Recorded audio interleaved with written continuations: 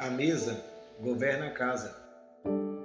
Às vezes, nos envolvemos em tantas tarefas e compromissos que deixamos de lado o que mais importa.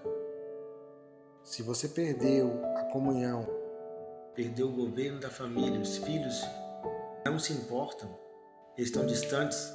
Comece hoje o resgate do seu governo. A manutenção do lar começa no partilhar do pão, não no pagamento dos boletos. No abraço que afaga, na palavra, no olhar na alma.